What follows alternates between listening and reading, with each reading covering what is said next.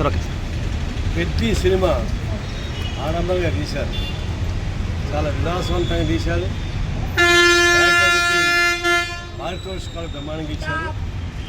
అంత విలాసవంతమైన సినిమాని తీసిన వాళ్ళు అయ్యో మాకు డబ్బులు ఖర్చు అయిపోయినాయి, పేదవాళ్ళు అయిపోయినాము, డబ్బులు పెంచలేదు గవర్నమెంట్ అని చెప్పారు. ఆంధ్ర గవర్నమెంట్ తెలంగాణ ఎంత ఇచ్చారు?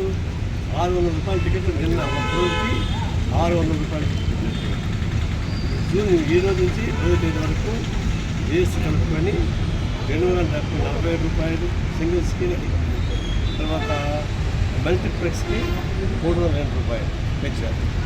అంటే దీన్ని ఒక విధంగా జోలు కొట్టడమే. ఒకప్పుడు సినిమా థియేటర్ కదా బ్లాక్ టికెట్ అమ్ముకున్నప్పుడు జోలు కొట్టేసారు. జోలు ఇక మహాన్గా ఒక 3 ఎంత కొట్టి 10 మంది కొట్టారు. ఇద్దరు ముఖ్యమంత్రులు అయితే కోట్లాది మంది జోలు కొట్టేస్తారు. అంటే ట్రిప్ యాక్టర్స్, ఇద్దరు ముఖ్యమంత్రులు ట్రిప్ యాక్టర్స్ అని చెప్తామా? అటు చంద్రబాబు నాయుడు, రేవంత్ రెడ్డి ఇద్దరు కూడా కోట్లాది మంది జోబులు కొట్టే ట్రిప్ యాక్టర్స్. ఎందుకు పెంచాలి వాళ్ళు?